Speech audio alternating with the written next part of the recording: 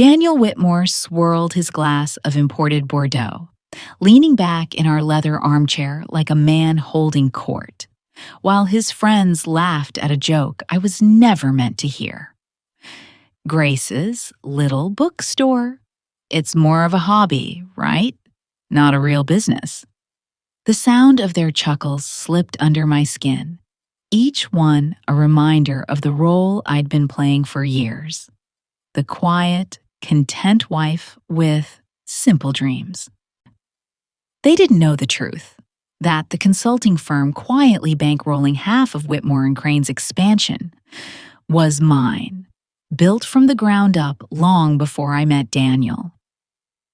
They also didn't know that in less than 48 hours, every man in that room would be stripped of their executive privileges by the very woman they dismissed tonight. The flicker of our fireplace lit the corner of Daniel's smirk, his voice dripping with condescension as he bragged about an upcoming promotion he was a lock for. I tightened my grip on my teacup, hiding a smile.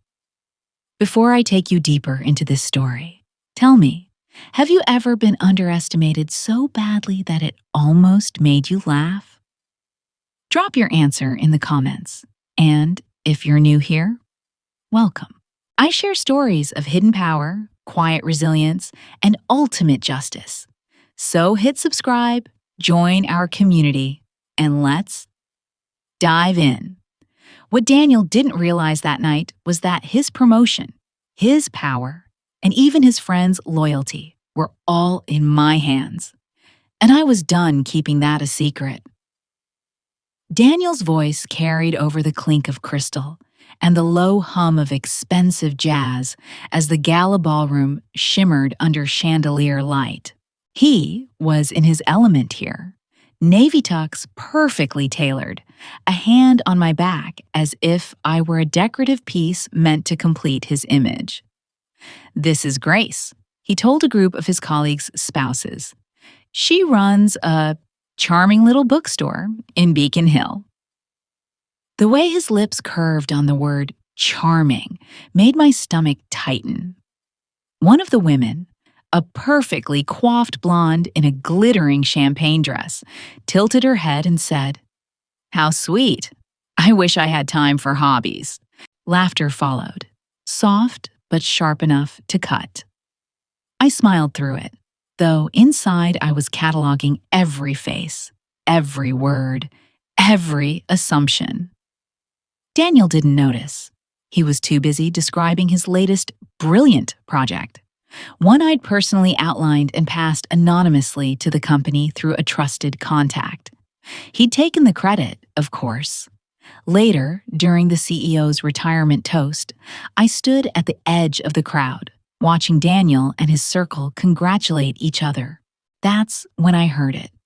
Tom's voice, low but clear, talking about a special fund they'd been using for years, skimming bonuses, burying expenses under fake client accounts.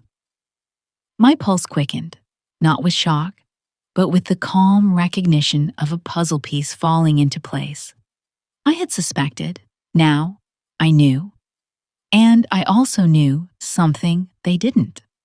The retiring CEO had already signed over majority control to a quiet investor who held her shares. That investor was me. The knowledge settled over me like armor, but I kept my head bowed, sipping champagne like any other grateful spouse. The night ended with Daniel on stage, his arm lifted in a mock victory pose as applause echoed around us. His eyes found mine across the room, full of pride he thought I shared. I held his gaze and gave him the smallest smile, the kind you give someone right before you move your queen into checkmate. That night, back in our penthouse, Daniel dropped his cufflinks in the crystal dish by the door, loosened his tie, and told me to get some rest, because tomorrow was going to be big. I nodded, but I didn't go to bed. I opened my laptop in the study, the city lights glinting off the screen, and began pulling the files Lily had been collecting for months. Audio clips from drunken lunches, falsified invoices, even the list of women whose promotions had been blocked. Every insult, every stolen idea, every smug toast had been leading to this. Daniel thought tomorrow was big for him. He had no idea how big it would be for me. I barely slept that night, not because of anxiety, but because of the electric stillness that comes when every piece of a plan is finally in your hands. At 5 a.m., I brewed a pot of strong coffee and sat at the dining table, my laptop open, phone to my ear.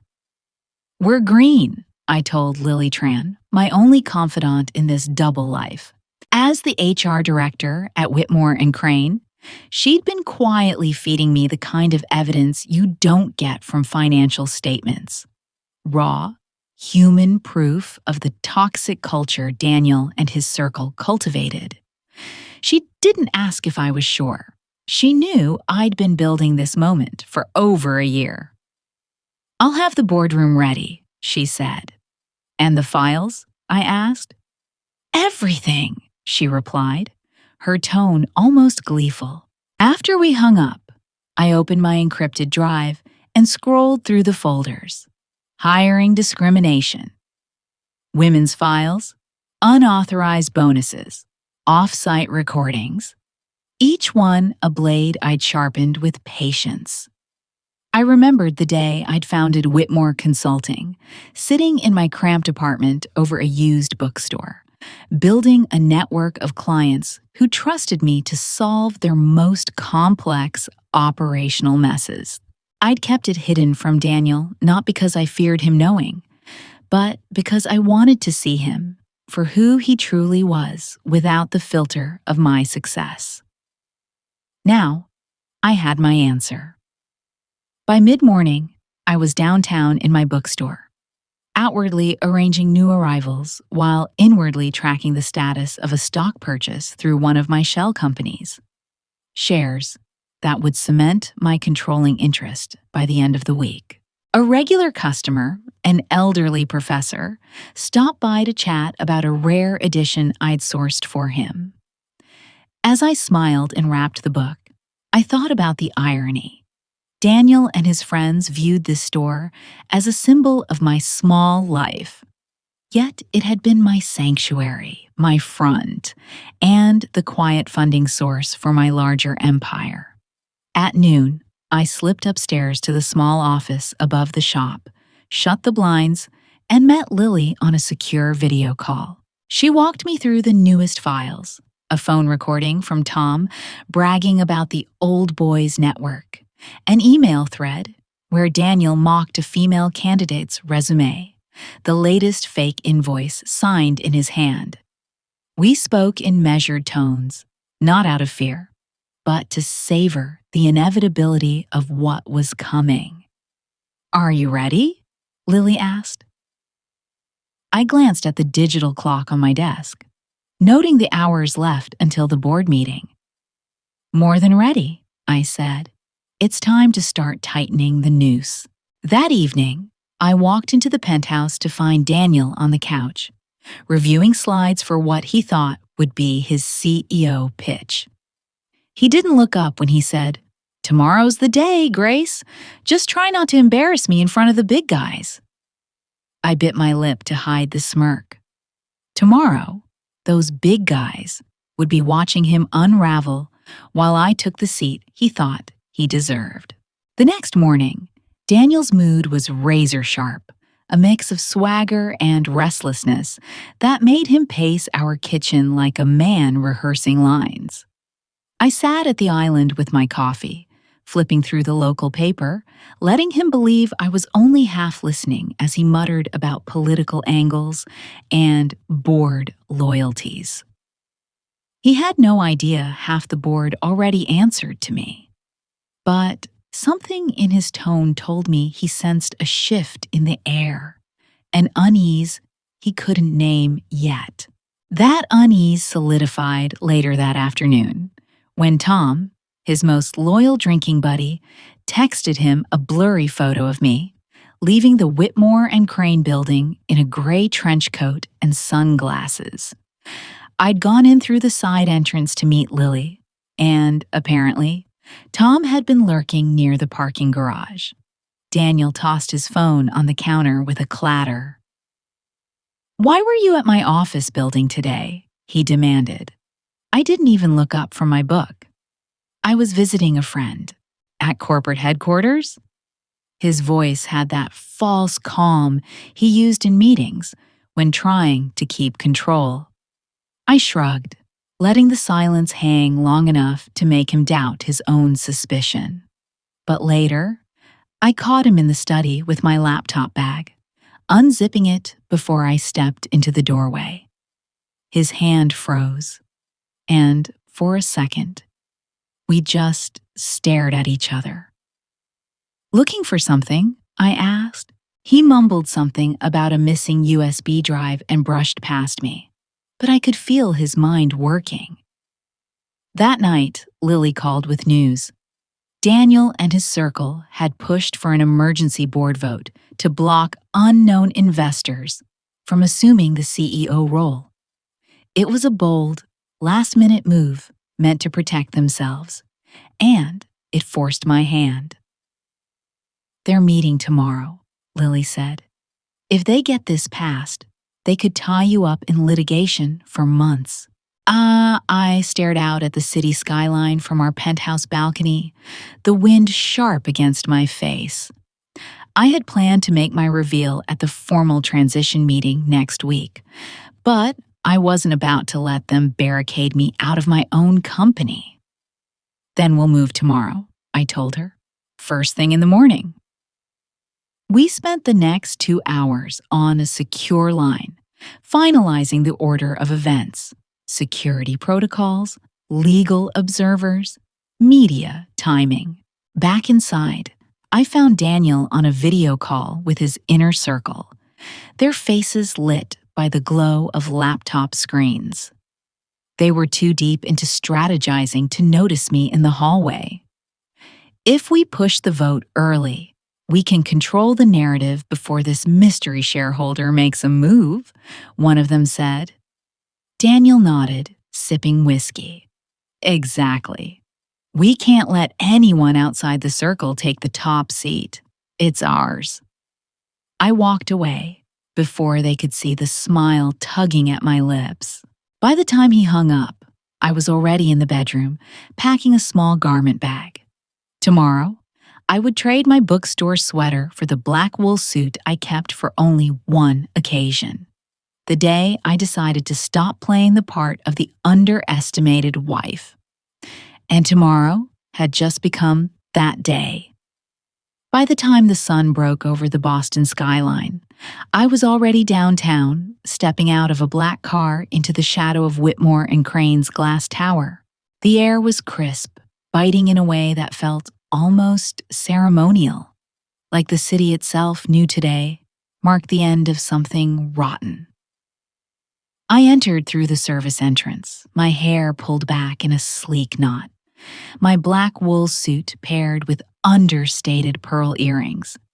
Every inch of me stripped of the bookstore owner. Softness Daniel's world had mocked. Lily was waiting in the basement-level security office, her eyes scanning my tailored silhouette before a knowing smile curved her lips. "They're all upstairs, thinking the vote is in their favor," she said, handing me a badge embossed with the words, "Chairwoman and Majority Owner." The weight of it in my palm was pure steel. "Let's give them a show," I replied. We took the private elevator, bypassing floors, buzzing with employees, unaware that their entire leadership dynamic was about to change. Through the glass walls of the executive conference room, I saw them. Daniel at the head of the table, Tom at his right. The rest of their inner circle spread around, grinning like men who believed they'd already won. I waited in the doorway until Daniel leaned back in his chair mid-sentence, then stepped inside, my heels clicking across the polished floor. Conversation died instantly. Grace? Daniel's voice cracked with something between shock and irritation. This is a closed meeting. Not for me, I interrupted, sliding into the empty chair at the far end. I placed my badge on the table where they could all see it, then pulled a remote from my bag. With a single press, every wall screen lit up. Financial records, falsified invoices, audio clips of their own voices bragging about blocked promotions and hidden bonuses. Gasps rippled around the room. For years, I began, my voice steady. You've built an empire of arrogance, fraud, and exclusion. You thought you could hide it. You thought you could laugh at the woman with the little bookstore. I glanced directly at Daniel. You thought wrong. He pushed back from the table, his face drained of color. You can't just... I can, I said, cutting him off. Because as of 6 months ago, I own a controlling interest in this company. Effective immediately, you and your associates are terminated for cause. Legal and security are in the hall, ready to escort you out. At that cue, the doors opened, and 2 suited officers stepped in, their presence sealing the moment. Outside, through the glass walls, staff began to gather, phones discreetly raised, recording the scene. The humiliation on Daniel's face was captured in real time, his years of smug superiority shrinking into something pitiful. I stood, collecting my badge and the remote. Gentlemen, the board vote is adjourned. The future of Whitmore and Crane begins now. And as I walked out, the sound of whispers and camera shutters followed me down the corridor. The image of their stunned faces already searing itself into company legend. Security moved quickly, guiding Daniel and his allies out of the boardroom and into the elevator bay, while a small crowd of employees pretended to be busy at their desks, sneaking glances over their monitors. From my corner office, now fully mine, in name and presence, I watched through the tinted glass as Daniel's access badge was deactivated on the spot, his company phone confiscated, and a box of his personal items, carefully packed by facilities, placed into his reluctant hands. Lily stepped in with a tablet, her voice calm but edged with satisfaction. Asset freezes are underway. HR has revoked their logins, and the compliance team is delivering formal termination notices to each of them right now. I nodded, my eyes drifting to the plaza below, where Daniel's car service waited. Make sure his key fob for the penthouse is disabled by noon, I said, and have his belongings delivered to his mother's house. She'll know what to do with them. By early afternoon, the media department had quietly released a company-wide memo outlining our new zero-tolerance policy for discrimination, harassment, and financial misconduct. It was intentionally dry, but every employee reading it knew exactly whose behavior had sparked the change. Lily updated me on the reinstatement list. 3 women and 1 man who had been pushed out under false pretenses were already being offered their jobs back, with full seniority and back pay. They're stunned, Lily said, smiling faintly. One of them cried. Meanwhile, Daniel was already trying to spin the narrative. His LinkedIn feed pinged with a post about parting ways over strategic differences and his commitment to integrity in leadership. I gave Lily the go-ahead to counter with a brief, facts-only press release. Whitmore and Crane had undergone a leadership transition in line with its commitment to ethics and accountability. Attached was a list of our new initiatives, with no mention of Daniel's name. But the implication was clear. Within an hour, business blogs and trade publications were picking it up, noting the unusual speed and decisiveness of the overhaul. Back at the penthouse, the locks had already been changed. My attorney sent confirmation that the divorce filing had been served, citing irreconcilable differences and attaching the prenup Daniel had once insisted on to protect his assets. Ironically, it now ensured he had no claim to mine. As evening fell, I stood at my office window, watching the lights of the city blink on one by one. I felt no rush of glee, no intoxicating triumph, just the steady certainty that the right people had been removed and that the culture they'd poisoned would not return under my watch. Somewhere out there, Daniel was stewing, telling anyone who would listen that I'd stolen his company. But tomorrow, I would be too busy building it into something he could never have imagined to care. 6 months later, the Whitmore and Crane headquarters felt like a different building entirely. The air wasn't heavy anymore.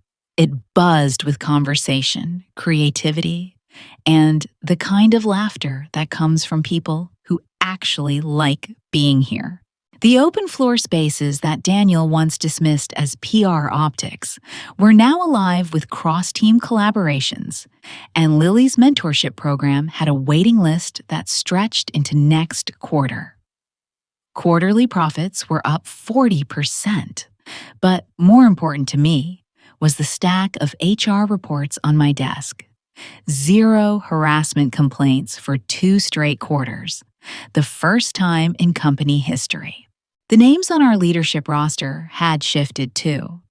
3 of the women Daniel blocked from promotions were now heading major divisions, and the man they once mocked for being too idealistic was leading our fastest-growing client portfolio. I kept my bookstore, of course, though now it had a small upstairs cafe where I hosted monthly roundtables for young entrepreneurs. No one there cared about my boardroom victories. They wanted to talk about grit, about patience, about holding your fire until the right moment. As for Daniel, last I heard, he was working at a mid-tier home improvement chain in Worcester, consulting in the outdoor furniture section. A former colleague sent me a blurry phone photo of him standing in a red polo, looking bored, a plastic name tag clipped to his chest. I didn't post it, didn't gloat. I'd already closed that chapter the day security walked him out of the building. His friends? One was teaching online business ethics courses at a community college. Another moved to Florida to run his cousin's boat rental business. The rest scattered into obscurity. That afternoon, as the sun slanted through my office windows, I stood with a coffee in hand and watched employees leaving for the weekend, their shoulders light, conversations easy. This was the victory I'd been chasing, not just removing the rot, but planting something better in its place. Lily poked her head in with a grin. The mentorship dinner is full. You're speaking last, right? I nodded. I know what I'm going to say. Later, in the softly lit back room of the bookstore, I looked at the group gathered around mismatched tables, some nervous, some eager, all with notebooks open. I told them about patience, about playing a role until the right moment to drop the mask, about never letting someone else's underestimation define you. And as I ended, I leaned forward just a little and said, "The quietest person in the room might be the one who owns it. So, when the time comes, don't be afraid to let them know." The room was silent for a beat. Then the applause started, warm and certain, and I knew every person there understood exactly what I meant. The storm was over. The peace was real. And this was mine.